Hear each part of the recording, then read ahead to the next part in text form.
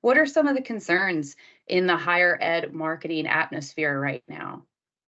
There's some common themes going across all of these shows, and that's really about the challenges that are out there right now. And then, like, oh, what are the ways that we can get ahead of this, and how can we fix this? So that those themes run through like every conference track you can see.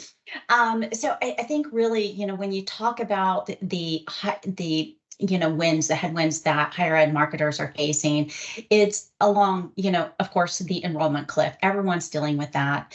But there's been such changes in privacy laws. So where you used to get, the ACT and SAT students, and you're like, oh, I've got a list of qualified students for my university. Excellent.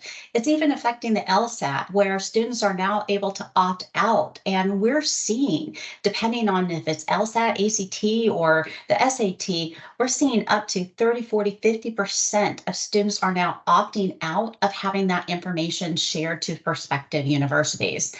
And that's not to mention the shifting mindset, the value of higher education, and the paths to it and through it look very different from what it did 5, 10 years ago.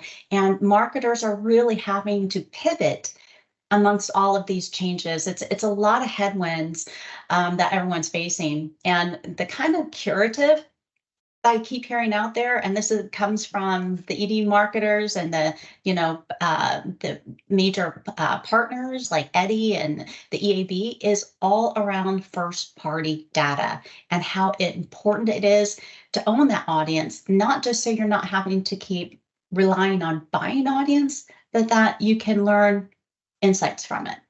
Those are the main things that I'm hearing.